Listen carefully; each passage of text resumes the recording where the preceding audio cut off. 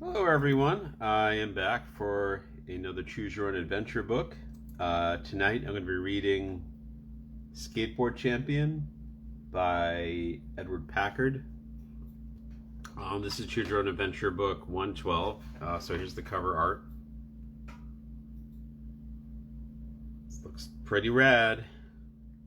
The skateboard looks really cool. And look, they're all watching you doing some skateboarding.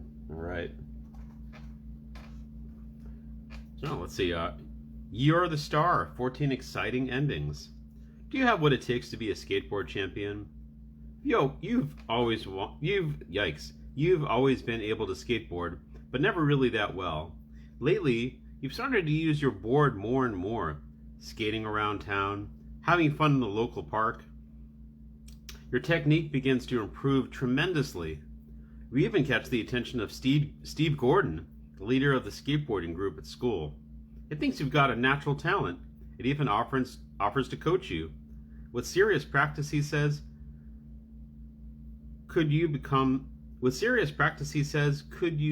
pro? Okay. You could become a pro, I think that's supposed to say. But do you want to spend all of your free time that way?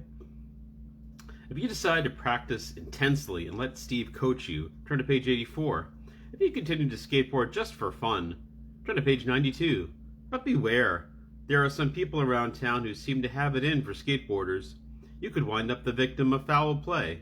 Or you could keep practicing and become a world-class skateboard champion. What happens next in the story? That all depends on the choices you make. How does the story end? Only you can find out. And the best part is that you can keep reading and rereading till you've had not one, but many incredibly daring adventures. Or experiences, actually. Miss Stephanie, yeah, he's uncertain whether we could become a pro. We might not be able to. The greatest, oh yeah, Rachel called it the greatest book in the world. We'll see. And as always, here are the reviews from kids that like to read Choose Your Own Adventure books. It's always the same kids, and then also teachers like Choose Your Own Adventure books too. All right. It's illustrated by Ron Wing. Here's an illustration here. Yeah, I don't understand daring experiences. I mean, we're skateboarding. I mean, I guess that's kind of daring when you're doing some skateboarding moves and stuff. All right, this was published April 1991 originally. Oh, the cover art is by Catherine Huerta. So the cover art is by one artist, and then the interior art is by Ron Wing. Warning, do not read this book straight through from beginning to end. These pages contain many different adventures that you may have on your way to becoming a skateboard champion. From time to time, as you read along, you will be asked to make a choice. After you make your decision, follow the instructions and find out what happens to you next. Think carefully before you act. Skateboarding can be fun, but can also be dangerous. You'll learn some skills you've never even dreamed of. But be prepared for unexpected adventures. In this book, you'll have them. To help you on your adventures, a glossary of skateboarding terms and phrases is included on the following pages. Good luck. Yeah, the titles are usually lies. Yeah, we're going to get killed so many times. All right, here's another illustration if I didn't already show that.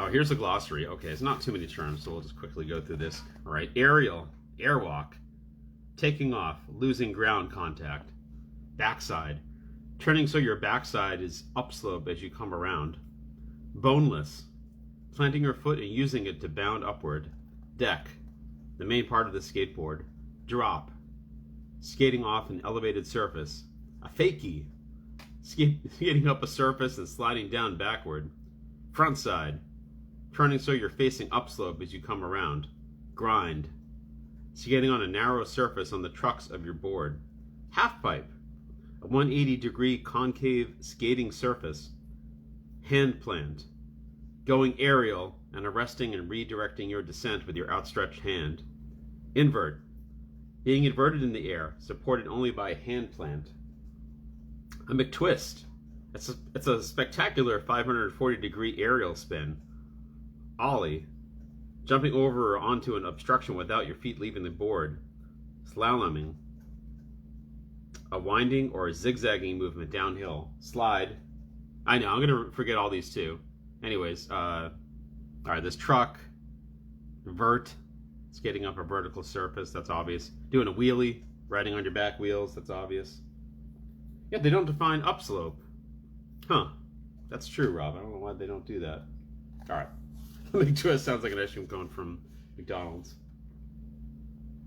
Yeah, no, this is like, yeah, and Packer's probably like in his 60s at this point, because I know he's like probably in his 90s or 80s now, so maybe he was in his 70s, yeah, 60s. All right. He was trying to be, it's like your grandpa trying to be cool. Here we go, we're at our lockers and stuff.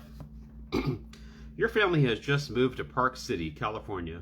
Although you like the house a lot, you find that it's a little small. It's also going to take some getting used to the traffic and the noise of the neighborhood, which is in an old part of town. Your dad has told you there's a lot of crime in Park City and warned you to be careful about where you go and the people you spend time with. Huh, okay. Don't spend time with those people, son or daughter.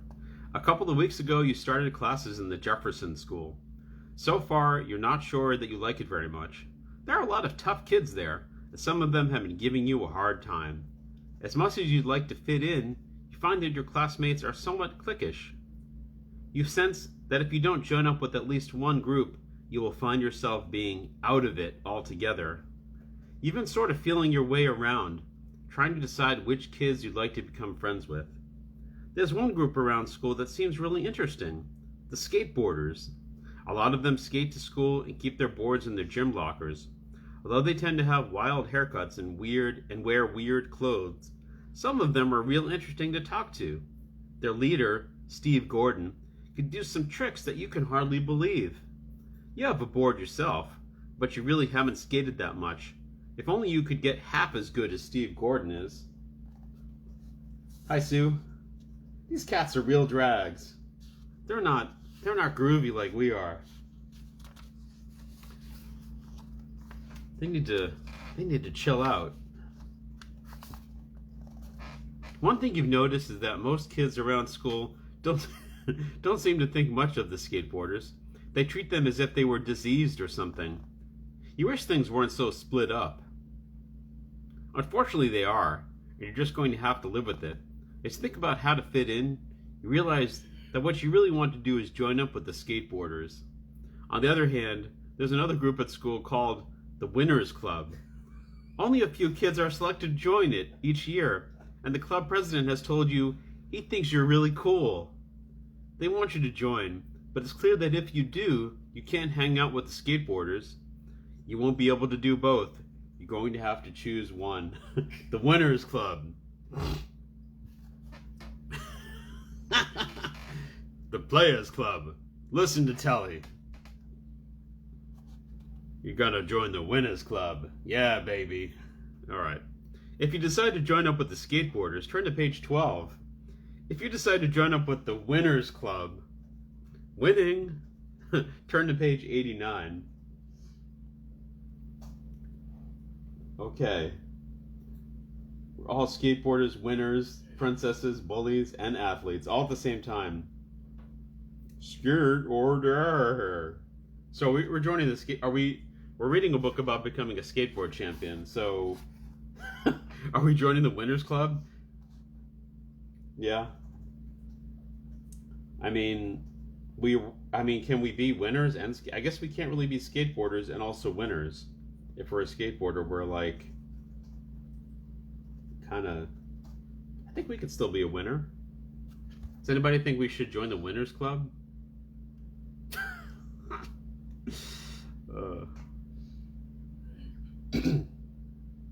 Listen to Telly. Join the Players Club.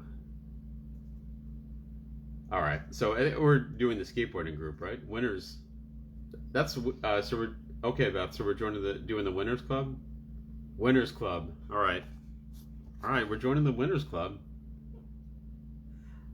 Maybe we have to join the Winners Club first and learn their skills, and then we become a skateboarder. We'll try that. All right. just might work. We're doing the Winners Club. See what happens, I guess. As much as you'd like to skateboard, you decide that you'd rather join the Winners Club instead. It seems like a big deal at first, but after you've been hanging out with the winners a while, they don't seem to be so special, and you don't really like the way they're all stuck up and how they think they're so great. Sometimes you see skateboarders going by, having a great time, and you wish you could be with them. What really gets you is watching Steve Gordon, a lanky, curly-headed kid who is definitely the best skateboarder in town. When you watch him down in the park, doing tricks off the ramps around the fountain, you can't help but want to step on a board and try some of that stuff yourself. One day, while you're walking home from school, you see a girl from your class, Patty Nielsen, walking about 100 feet ahead of you. As she reaches the curb, a car comes along and seems to swerve off course, heading directly towards her. You watch her jump back, but the right fender of the car clips her, sending her flying across the sidewalk. Instead of braking, the car accelerates and takes off down the street. Oh no. Chris Stone is mocking you guys. Yeah, definitely is mocking. Well, the main character and Steve are dating by the end. Yeah, it started to seem that way.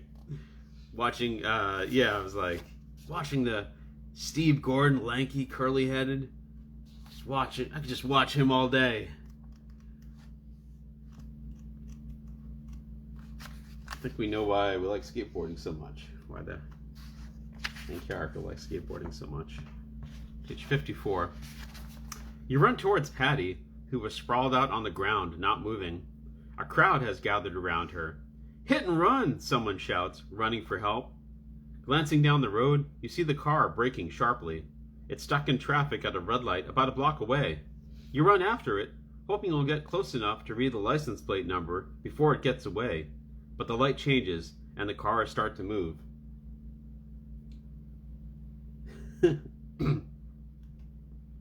You're almost close enough to see. If only you could run faster. The car finds an opening and leaps ahead. You lose sight of it as it whips around a corner. You hurry back to Patty, just as a police car screeches to a halt. Two cops jump out. One of them rushes to her, and the other calls out to the crowd standing around. "Are there any witnesses here?" You step forward and describe the accident and the car that hit the girl. The cop shakes his head and reaches into his squad car. He grabs the radio phone and broadcasts a description. A couple of minutes later, an ambulance pulls up. Paramedics jump out. Yeah, this book calls the cops all the time. The cops are like in just about every other book, or every book. A couple of minutes later, an ambulance pulls up. The paramedics jump out, and you watch them carry Patty to the ambulance on a stretcher. You give the cop your name and address, then continue on your way home. There she is, being loaded into the stretcher. He just wants to ask you a few questions. Don't worry, you're not in trouble. Here you go. It's history. Here's your history book. So, gotta make sure you know your history. If only you had if only we had like a sweet board, we could have like taken off after the Win Steve's Hard Club. Yeah. So, I made her a flat Patty. Poor Patty. Page 9. You feel terrible about what happened to Patty, and very angry at the hit-and-run driver. If only you'd had a skateboard, you could have caught up with the car and gotten the license plate number. As you think about the events of the day, you decide to quit the Winners Club after all, and take up skateboarding to school from now on. Pretty soon afterward, you make friends with Steve Gordon. Steve is definitely the best skater in school, and you feel flattered when he tells you one day that he thinks you've got natural talent. He says if you worked at it, you could become a great skater. He volunteers to coach you, but says there's no point in doing it unless you're willing to go all out. You'll have to practice at least a couple hours a day. "I'll let you know tomorrow," you say. That night you lie awake, trying to decide what to do. It's one thing to skate to school and back and have a little fun at it on the side. It's another to practice 2 hours a day. That sounds like a lot of work. Still, Steve's offer is very tempting. We don't we really want to become friends with Steve. We learned an important lesson. We should always go with, what we're really interested in, not try to just join the Winners Club. Training montage. Yeah, we have to practice if we want to hang out with Steve all the time. So are we just going to just stick with what we've been doing, or take lessons to improve our skateboarding? You just had to do nothing and never change. You had to just take the easy path and not experience any character growth. Yeah, so we're doing the lessons, right? Okay. Page 84. I just flipped past 3 pages that had cops on them. I was like, one of them might be the one we already read, maybe. Okay. Taking Steve up on his offer, you listen as he starts out by giving you some important advice. First thing you'll need to do is get yourself a pair of gloves and knee pads. No matter how good you are, you'll eventually fall. Also, anytime you're doing something tricky, wear a helmet. This guy sounds like a downer. It's not cool. You don't have to wear a helmet. Just get good, right? I didn't think it was cool to wear all that stuff, you say. Steve lays a hand on your shoulder. Well, look, if you hurt yourself, you won't be able to skate at all, much less walk. And I'll tell you something else. You'll be more confident and skate better if you wear a helmet and pads. That's what all the cool kids do. Safety, Steve. Safety is always cool. Steve is very much into staying safe and practicing, safe things. That afternoon, you learn how to weave down the street and pump, quote unquote pump, pushing sideways while the board is at an angle to your path of travel. Soon you're almost keeping up with Steve as he skates around town. But when he goes off a 3-foot-high concrete wall and drops onto the sidewalk, you're left behind. Hey, wait up, you call. I can't do that. Steve comes back. That's nothing, he says. Just wheelie the board. Let the front wheels go up as you go off the edge. Keep your weight directly over the board as you come down and compress your body to absorb the shock. You try it. Perfect drop, he calls back at you, already racing down the road. Turn to page 108. Just wheelie it.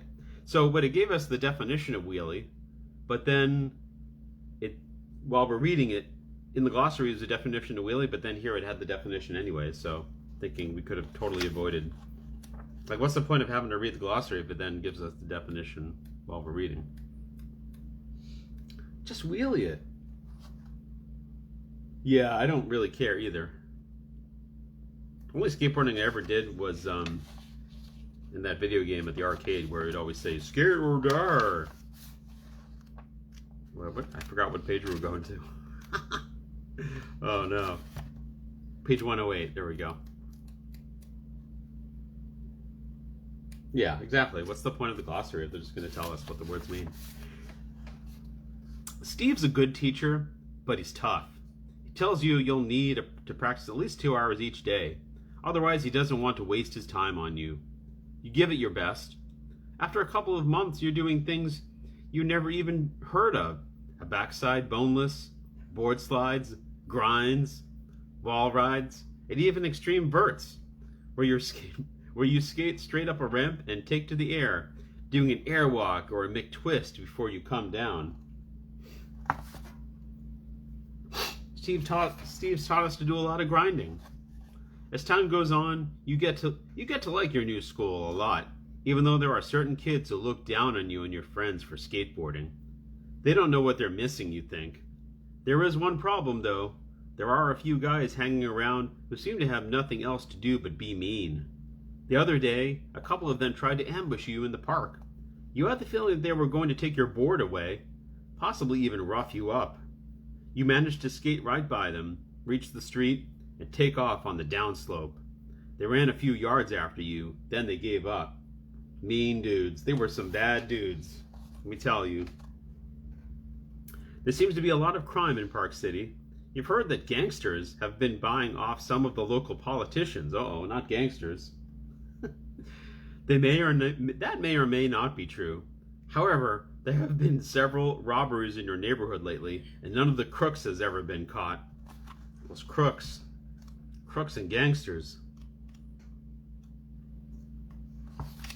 One day, you and Steve are on the bridge, skating along the pedestrian walkway.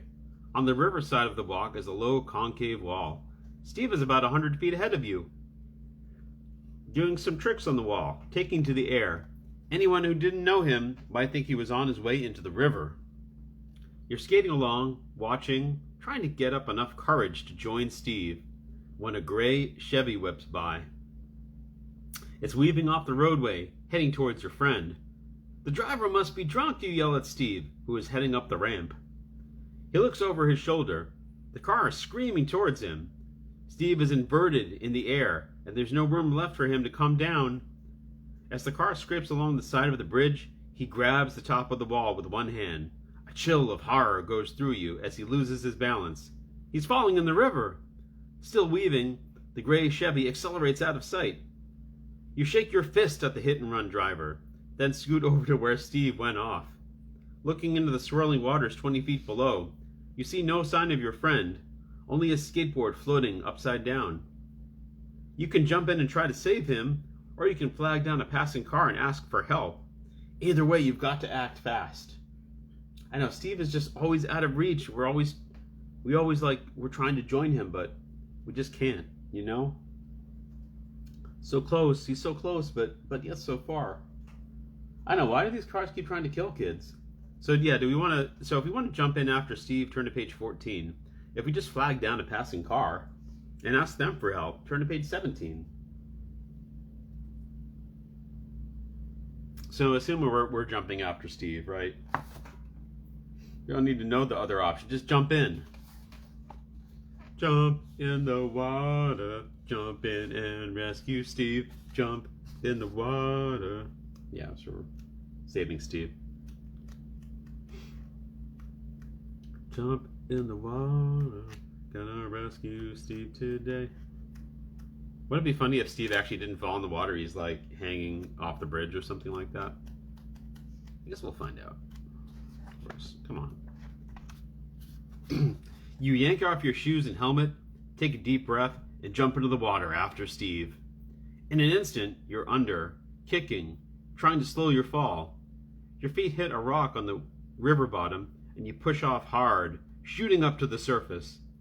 Steve's head is sticking out of the water. He's paddling feebly with one arm, barely keeping afloat. You grab his skateboard, which is drifting steadily downstream, and swim towards him, kicking furiously. You shove the skateboard under his hand. "Hold on to this," you say. "I'll help you to shore." He grins, but his grin quickly turns into a look of pain. There's no question he's hurt. It's just a matter of how badly. Remembering what you learned in life-saving class, you cup your hand under Steve's chin and paddle him towards shore. What? That's how you just like cup your hand under his chin and you can bring him to shore that way? Okay. You just slowly cup your hand under his chin and lift his chin up and look into his eyes. The water is so cold it might as well be filled with icebergs. You paddle harder, but you feel yourself tiring.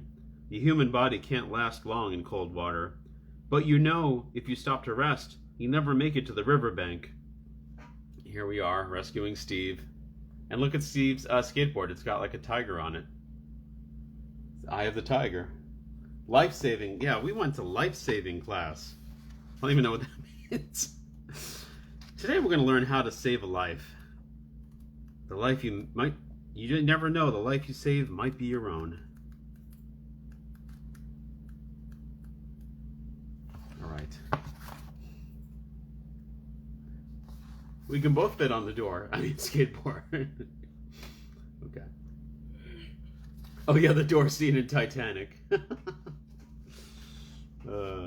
that with the life raft scene? Or was that a door that they were on? Gently cup his chin. Yeah. Was it page 63 we were going to? I forgot already. Wow. Where's the picture of us gently cupping? Where is it? Yes, page 63. You hear someone yelling. You glance over your shoulder and spot a man on the bridge. You're glad someone's seen you. The current, however, is carrying you faster now. You try stroking, but the cold has drained the strength from your body. You're going under. As you start to sink, your feet touch bottom. You lunge forward into shallower water and manage to get Steve up to the bank. It looks white as a sheet, and he can't stand up. He must have hit something underwater when he fell. You're okay now, you say, putting your coat over him for warmth, even though it is wet. Here's my wet coat, that'll help you. He tries to thank you, but once again pain takes over his face. Suddenly an amplified voice calls from up on the bridge. Stay where you are, help is on the way. You look up and see the flashing lights of a police car. Standing on the bridge is an officer holding an electronic megaphone. Good thing the police arrived. We're saved. Steve's eyes are closed, but he seems to be breathing all right. Hang in there, pal, you say. You're going to be okay. It is very romantic. Yeah, we're stroking, for sure. And we're starting to go under. We were starting to go under into the water. That's not the only way we're going under, huh? Yeah. Falling under, you know. Yeah. Moments later, you hear the wailing of an ambulance. A lot of ambulances in this book. Page 26. I hope Steve's going to be okay. When you visit Steve in the hospital the next day, you meet his sister, Claire, in the waiting room. She thanks you for rescuing Steve, but gives you some bad news. Steve is going to be in the hospital quite a while, she says. The doctors say he'll be okay, except... Except what? You ask hesitantly. Except his skateboarding days are over. In time he'll be able to walk and even run pretty well, but they say there's no chance he'll be able to skate the way he used to. You shake your head. That stinks. I'd like to get my hands on the guy in the Chevy that ran him over the edge. Steve would never have lost his balance if it weren't for that car. The police mentioned that to us, Claire says. They think it was probably just an accident that the car swerved when it did. I'm not so sure about that, you say evenly. I'd like to try and find out the truth. While Steve's in the hospital, you visit him almost every day. You're really impressed with his attitude. He doesn't feel sorry for himself at all. You've got to take life as it comes, he says. I've had some great times skating, and I'm sure I'll have some great times now doing other things. Well, you inspired me, you say. I'd be really happy if I could get even close to the level you were skating at. Page 70. Wild hearts can't be broken, Steve. That's true. He can still train us, even if he's injured, right? He doesn't have to be like a skateboard champion to teach us how to become one. All right. Oh, page 70. I want to ride past page 70. Hold on. Steve props his head up with the electric control he's holding in his hand. Look, pal. Not only could you get close to my level, I think you could surpass it. You're a natural. Hey, I can't skate anymore, but I could still coach. Yay. I'll tell you every secret I know, except... Except what, Steve? Except, I don't think this is a good town to skate in. The mob doesn't like skaters. You know that car that forced me over the edge? It wasn't an accident. So why would the mobsters are against skaters? Yeah, now Steve can join the Winners Club. There's one secret he can't he can't tell us yet. I wonder what secret that is. I didn't think so either, you say. I saw the whole thing. I'm sure that someone from the mob was trying to do me in. The mob? But why? Because I've seen too much. Last week I stumbled upon a jewelry store holdup. I could have gotten the license plate number of the getaway car if I'd been on the ball. The point is, they probably think I did get it, and that's why they're after me. I think Steve took a hit on the head or something, you know. I don't know about that. All right. Get hit on the head too hard. I wouldn't think the mob would even notice a bunch of kids on skateboards. At that moment, a nurse comes in to take Steve's blood pressure and temperature. The moment the thermometer comes out of his mouth, Steve grins at her. Hey, nurse, can you do something about the desserts around here? That ice cream last night was gone in 2 spoonfuls. All right. Turn to page 24.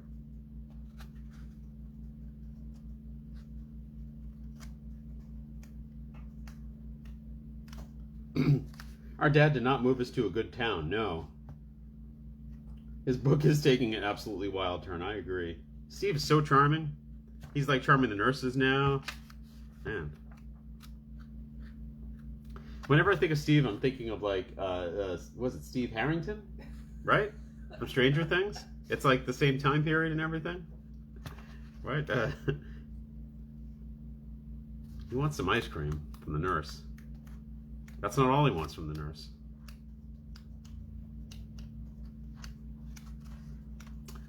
Ice cream is actually skateboarder slang for something else. The nurse grins at Steve. You just keep quiet if you want to get out of this place, she says. How's my temperature today, he asks. 110, the nurse says, with a straight face, as she inspects the thermometer. Gee, if I'm that hot, I should definitely get more ice cream. Go on with ya, the nurse chimes back, gathering up her equipment and marching out of the room. We carry on a running battle, Steve says. I think she likes it as much as I do. He smiles. Probably for the first time since he was hurt, you think. I'm a little confused, you say. Do you think I should quit skating or not? And here we are, talking to Steve. Turn to page 37.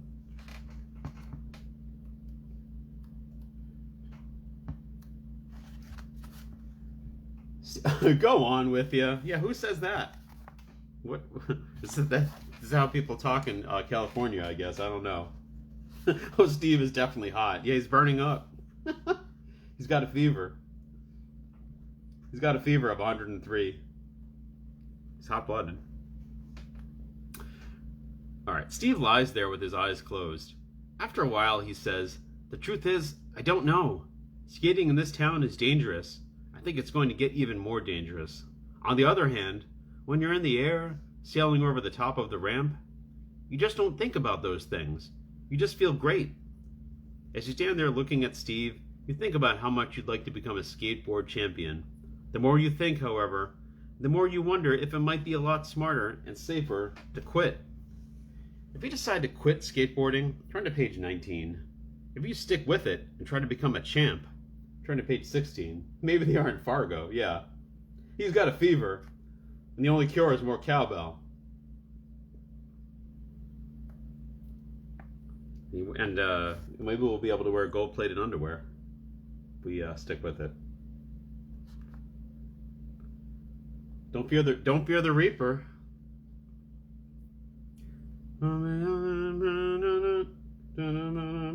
If you try to do literally the title of the book, turn to page 16. You decide not to do the title of the book and just give up. Yeah, we can't. It's too legit to quit here. All right. Yeah, we're gonna try to become champs, right?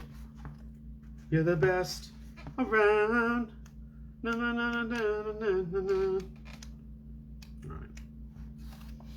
Despite Steve's warning about the danger of skateboarding in this town, you decide to put everything you have into improving your technique. Your hope is to get as good as Steve was, perhaps even better. Some people in Steve's place might be bitter over being stuck on the sidelines while you're out having a great time, but not Steve. He isn't like that at all. He gives you every tip he knows in order to help you become a champion. He sure does give us every tip he knows about. With his coaching and your daily practicing, you begin to learn all the flashiest tricks in the book. You become a master of fakies, grinds, slides, and ollies, and even more exotic tricks like the fabulous McTwist. One day, when you finish practicing, Steve comes up and shakes your hand. Who would have believed it, he says. You're better than I was. That night, you go home feeling a warm glow. It's as if you'd graduated from Skateboard University. You are good, you know that, and you feel like showing off your skills for everyone to see. But part of you feels more humble. Perhaps you should just keep to yourself and work quietly at becoming a pro. This book was endorsed by Tony Hawk. Skate or die. Okay. I just love saying skate or die. If you decide to let people see you in action, turn to page 31. If you decide to work quietly towards becoming a pro, turn to page 34. We're going to just quietly, hone our skills secretly, quietly. What does that mean? That like we've learned everything we can from Steve? And he's like, it's like Yoda where he's like, no more training do you require? What would Steve do? I know. I'm not sure what Steve would do. Pick one. We want to be in action, right? We want people to see us in action. That's what Steve would want, I think. He'd want to see us in action, right? All right, yeah. Time to get killed by the mob. Steve would do a McTwist if he could. If he tried to, we got to show off. If Steve tried to do a McTwist now, though, he'd probably just twist his back out of shape or something. The next day after school, you take off down the street, ollie over a curb, and scoot over to the ramps in front of the library. When you get there, you speed up the wheelchair ramp and take to the air, do a boneless hand plant, then do a backside wall right into the garden, or wall ride into the garden. The people sitting on the park benches stare in amazement as you go by. Another bench is empty, and you ollie over it. How'd you like that, folks? You wonder as you whip around the corner. And then, smash! The little old lady you've just crashed into goes sprawling onto the ground. As she hits the curb, you hear something crack. Gee, ma'am, I'm really sorry, you say, rushing over to help her. You pick up her eyeglasses and lay them gently on her purse. A crowd quickly gathers around to help. Most of them are yelling at you, calling you all sorts of names and phrases as the poor woman writhes and moans on the ground. A policeman comes up. Stay right where you are, he barks. I'm awfully sorry, ma'am, you say again, as a policeman puts in a call on his radio. Awfully sorry? I'm sorry you shattered your hip, ma'am. I'm sure that'll heal okay. Probably. Damn skater trash. He's a skater boy. She said, see you later, boy. He wasn't good enough for her. Page 72. Later on, you find out that the lady broke her hip and fractured 2 ribs. It's a terrible thing to hear. You didn't think you'd hit her that hard, but it shouldn't have surprised you. Old people are a lot more fragile than the rest of us. It sounds like the author's speaking from experience. And that's exactly what the judge tells you when he sentences you for disorderly conduct, misuse of public property, disturbing the peace, and reckless endangerment. Your sentence is 500 hours of community service. You're going to spend all your time after school and on weekends helping elderly people in nursing homes. You'll have plenty of time for it you think. You've hung up your skateboard for good. The end. The rest of us. The rest of us that are young and agile and strong. Yeah, that's sad. Called it. Yeah, that got ruined. Yeah, you were right, Rachel. So should we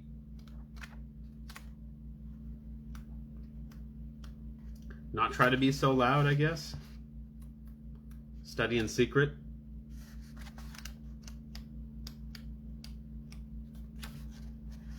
So I guess we don't want people to see us in action. Yeah, we want to be humble now. We learned an important lesson. No, Stephanie was right. Well, yeah, I know, Rob. Man, sucks. I guess. I mean, we do want to become a skateboard champion, right? So I guess we'll have to be humble. Here we go. Time to eat some humble pie. For the next year, you keep working quietly at your technique, hoping to turn pro. More and more kids have gotten into skateboarding, and some of them are quite impressive.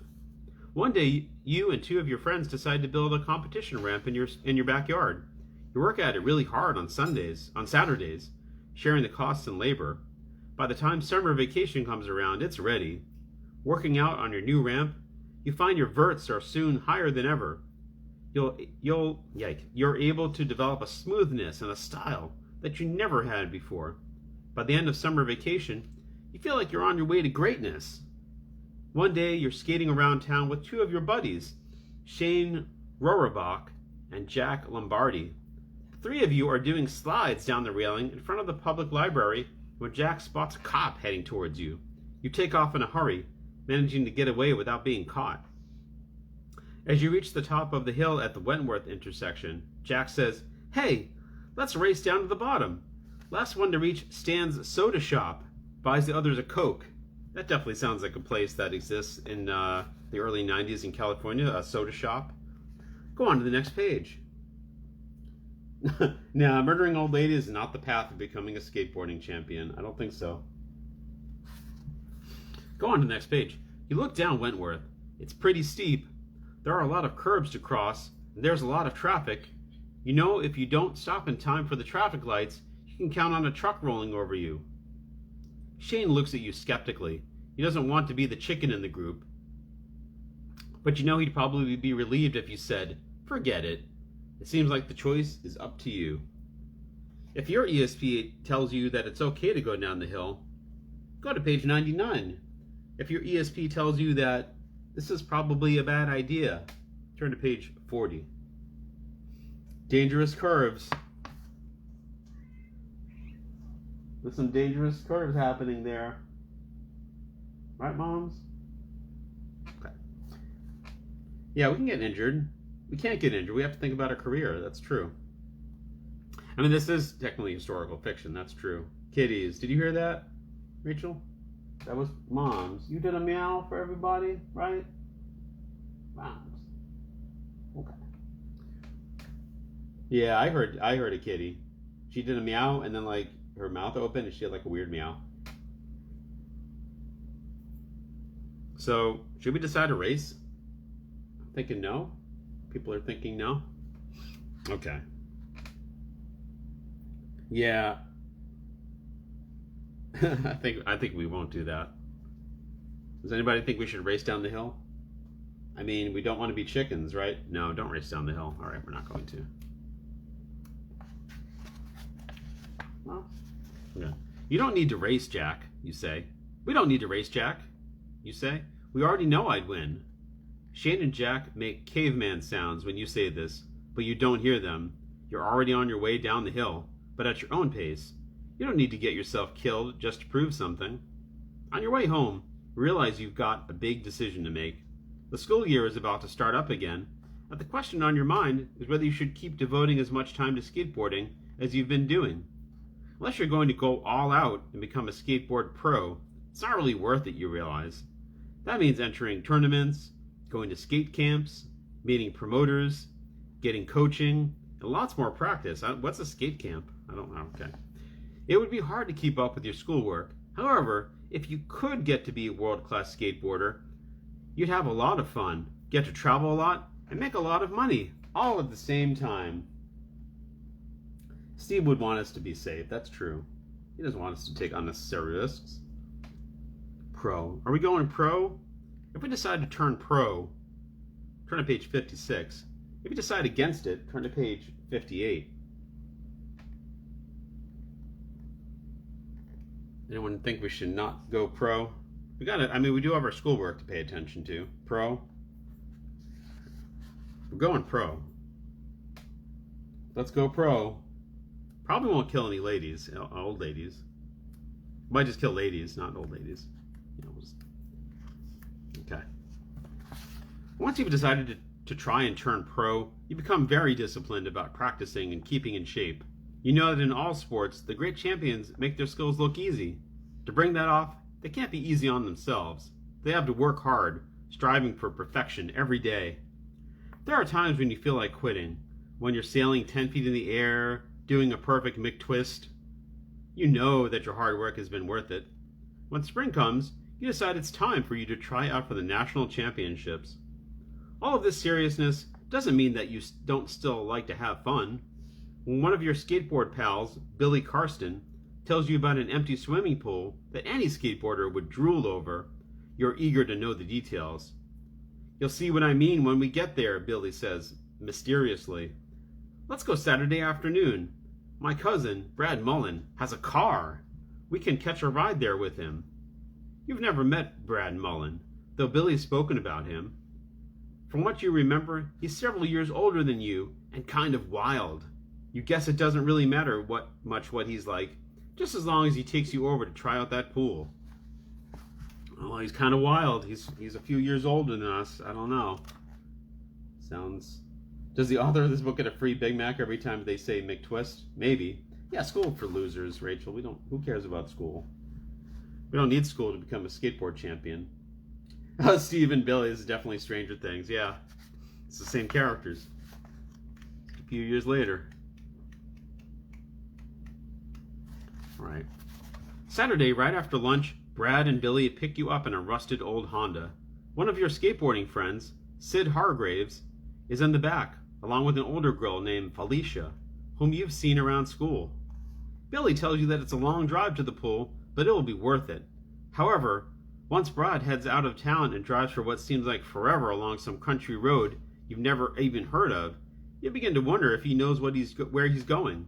After all, he drives fast, doesn't talk much, and what he says isn't very intelligent.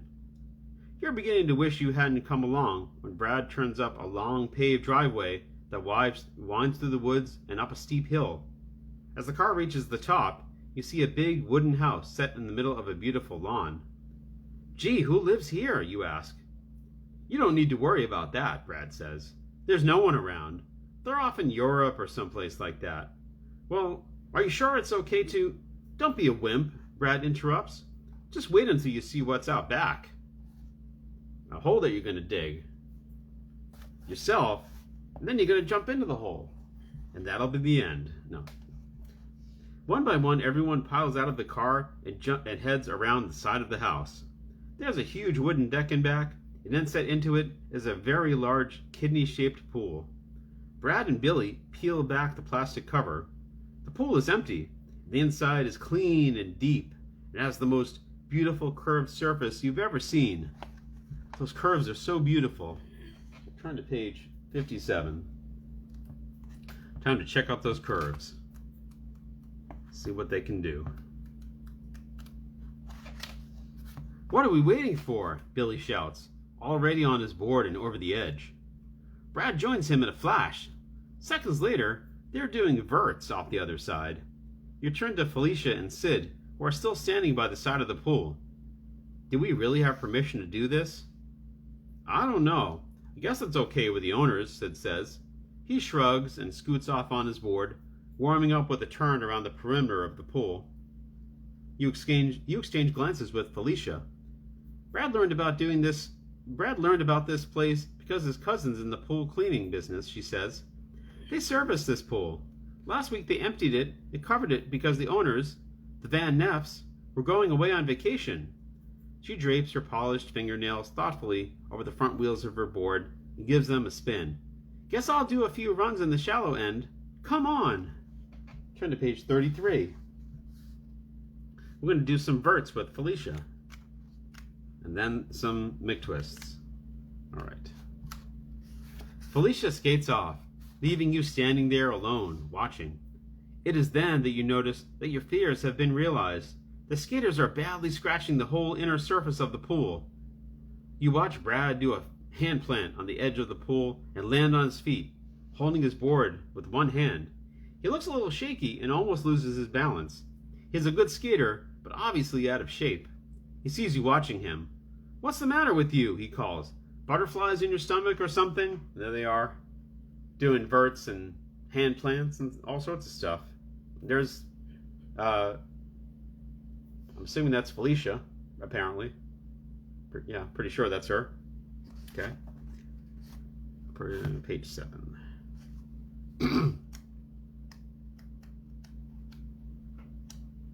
I mean, that's just a guess that that's Felicia. I mean, I could be wrong, you know. This could be a guy with long hair. So, all right, page 7.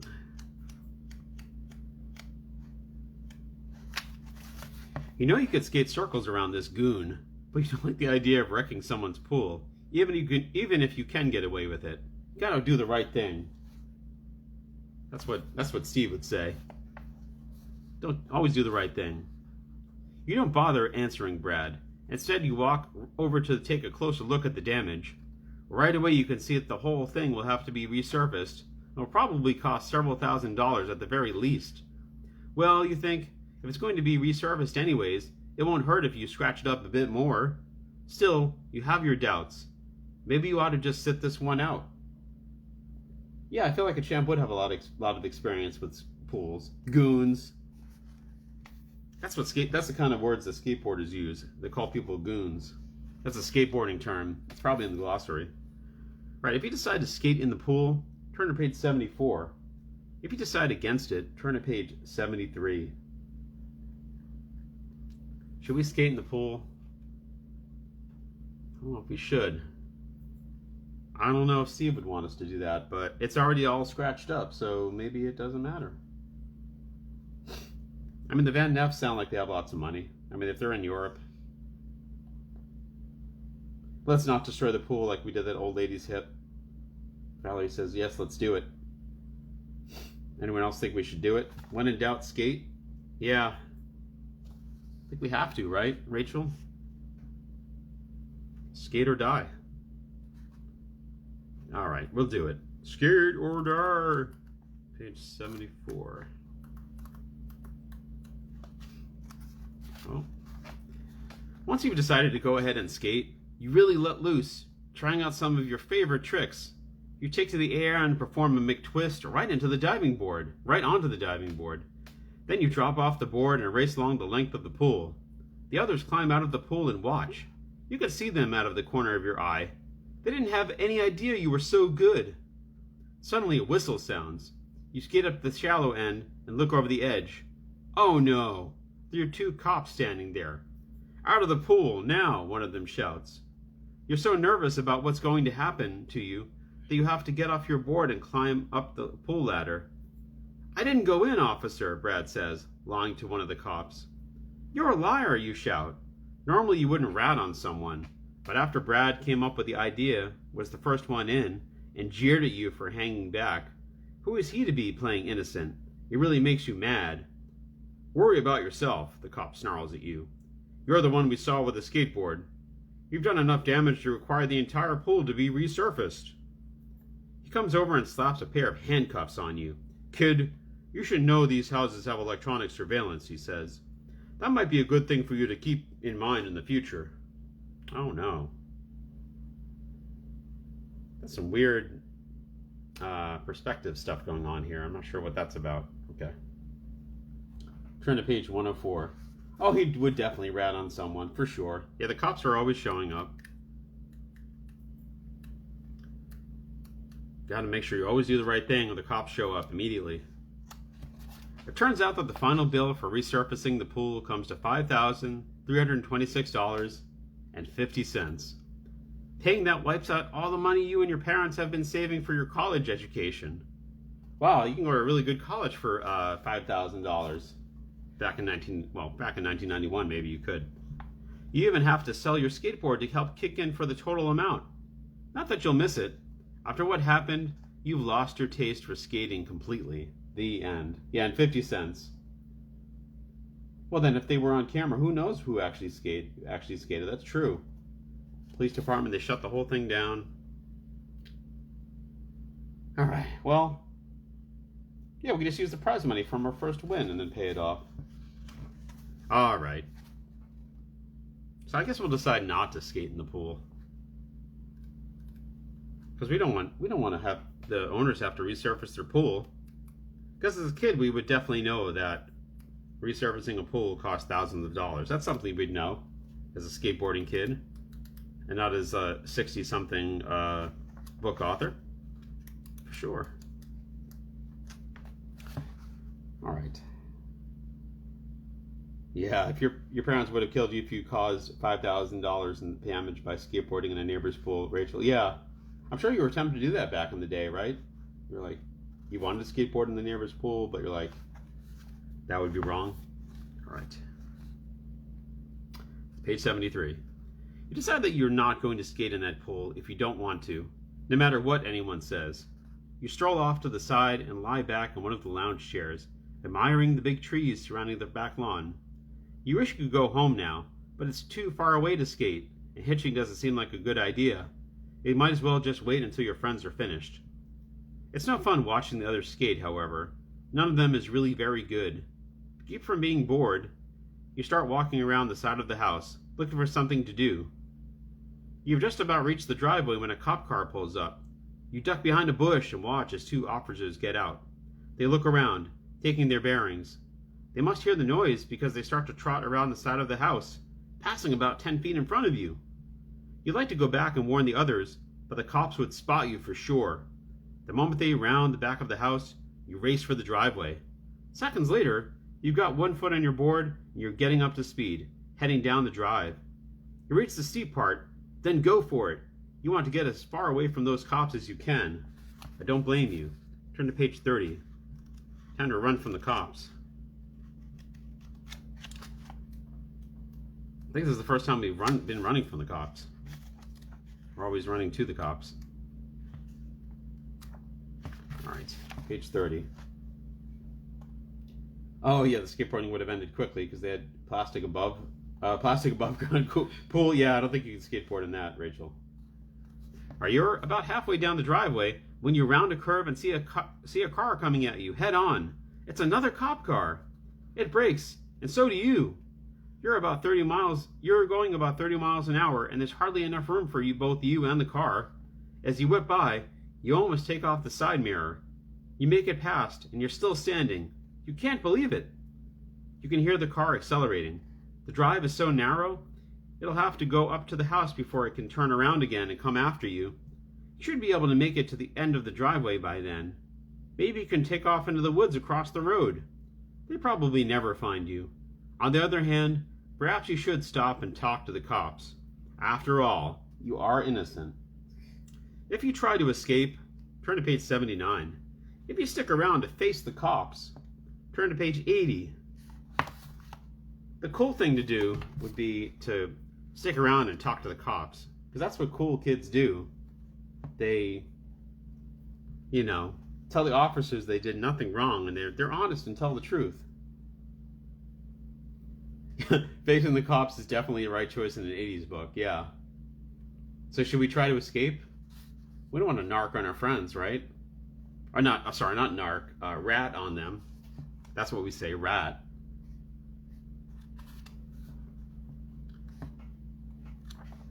See, we didn't stunt with our friends and try to flex with them.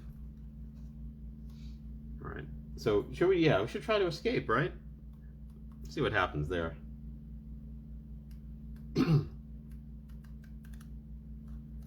We can definitely escape from the police. Oh. You decide there's no way you're going to risk facing the cops. You keep moving, tearing down the drive, weaving around fallen sticks. You can hear the cops accelerating up to the top of the driveway. You've got to get across the road before they come down again. You crouch, lowering your air resistance, trying to pick up every bit of speed you can. Within seconds, you're nearing the end of the driveway. You can't see if any cars are coming down the road, however. Trees are blocking your view. You drag your foot, trying to brake before you reach the road. Then you hear a sound. A truck is coming. You drag your foot harder, but it throws your board off course, and the wheels hit a snag. The truck whizzes by as your body flies into a 100-year-old beech tree. You feel a stabbing pain. Then you're out. What a shocking surprise that is that happened. I'm so shocked by that turn of events. Ouch. We're wearing tiger helmet and a tiger skateboard. Where's it? Oh, there we go. Oh no. Busted. Later, but how much later you can't even guess, you wake up and find yourself in the hospital. Your body hurts all over. Judging by the casts and slings covering you, you know you smashed yourself up pretty badly. You'll have to wait until the doctor shows up, until you know more. You glance around the room. You must have been out for quite a while, because there is a big vase of flowers on the TV set, and a bunch of get well cards on the table alongside your bed. With the hand that's not in a cast, you reach over and grab the biggest of them. It's from the kids who went skateboarding out to the pool with you. They've all signed the card, and above their names is written the following. We're really sorry about what happened to you. We're all going to have to pay for repairs on the pool, but we told the police that you weren't involved, so don't worry about that. We miss you, and hope you'll get well soon. By the way, everyone's talking about you around school. They say you're a real skateboard champion. Oh. Even if you can't actually skateboard anymore, you're still, a champion in their eyes. Tiger, tiger, burning bright in the skate parks of the night. It's a very violent book. Alright, I guess we'll stick around and face the cops then. I guess we knew that was the right thing to do, because this was actually a 1991 book. But the 80s were still sticking around as far as choose your own adventure books were concerned. Officer, I did nothing wrong. Yeah, we'll just be champs of the school, but not real champs. Deciding to face the cops, you brake, hop off, flip your board up into your hand, and start walking up the driveway. You're about halfway to the top when the cop car comes barreling back down. The cop brakes hard when they see you, but you jump off to the side in case they don't stop in time. They wave you over. Get in the back, one says. You do as you're told, and the moment you close the door behind you, because that's what skateboarders do, they do as they're told. And the moment you close the door behind you, the driver backs up the hill at high speed and screeches to a stop in front of the house. He parks next to the other cop car that's already there. Both cops leap out. Stay there, one of them says. Then they start jogging around the side of the house. You test the back doors. You're not surprised, they're locked. After a while, the cops return, marching her friends in front of them. They shove Billy and Felicia in next to you, and Brad and Sid ride in the back of the other car. On the way back to town, Billy explains what the cop says. We're all being charged with malicious trespass and willful destruction of property. They say we'll have to pay for the damage we did to the pool. One of the cops said it could be over $5,000. Turn to page 93.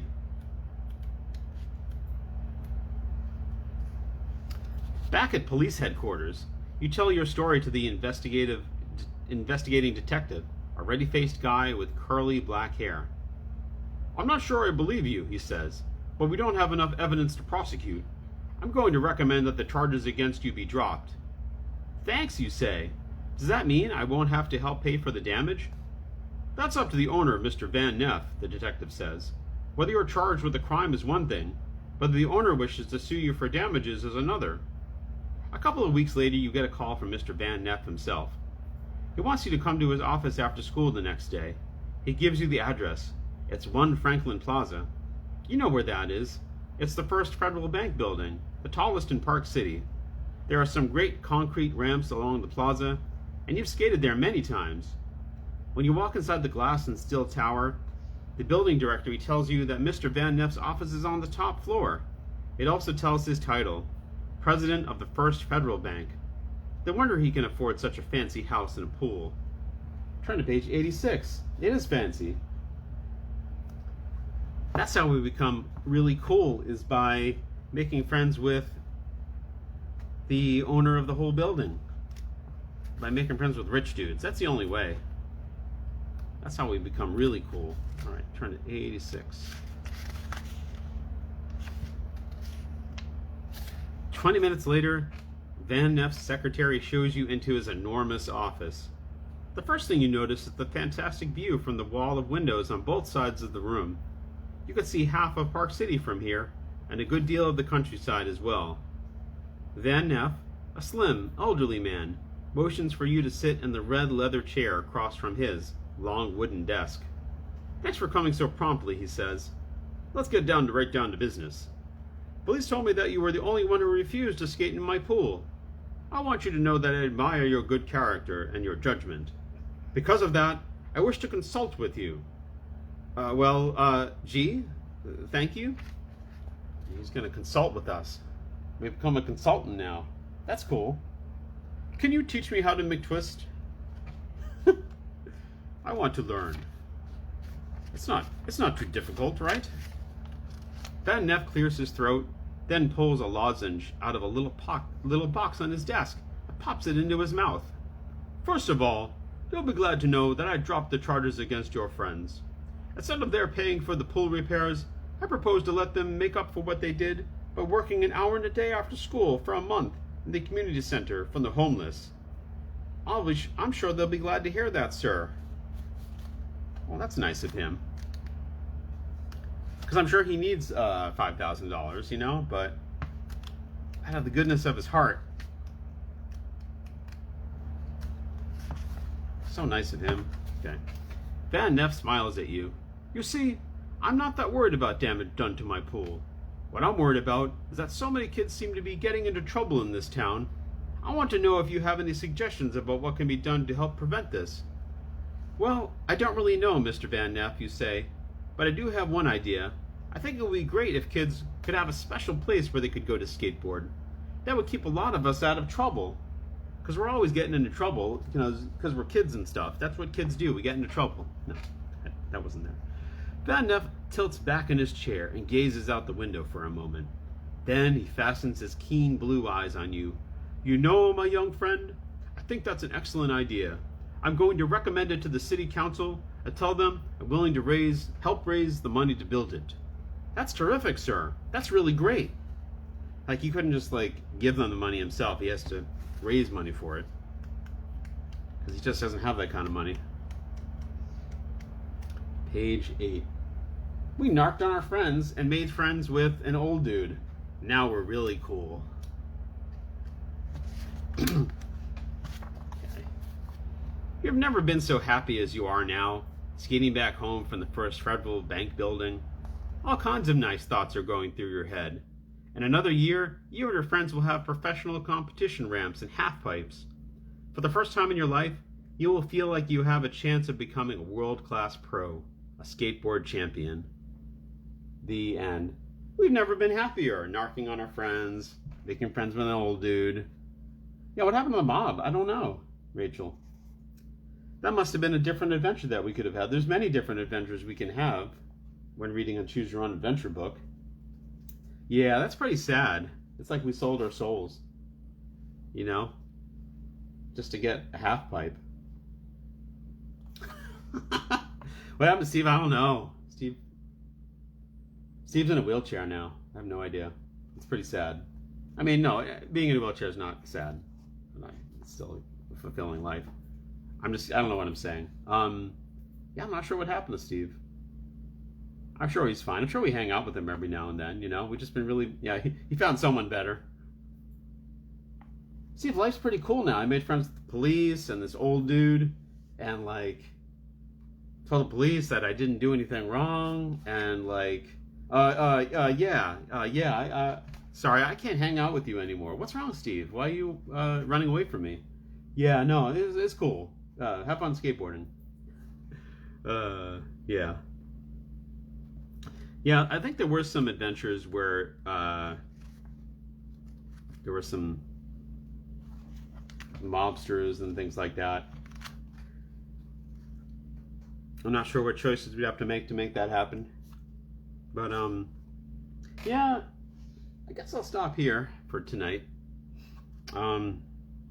Should I read this again next week? And, no. Read something different. Yeah, always got to keep moving on, doing different adventures, you know. Yeah, but this is a fun book.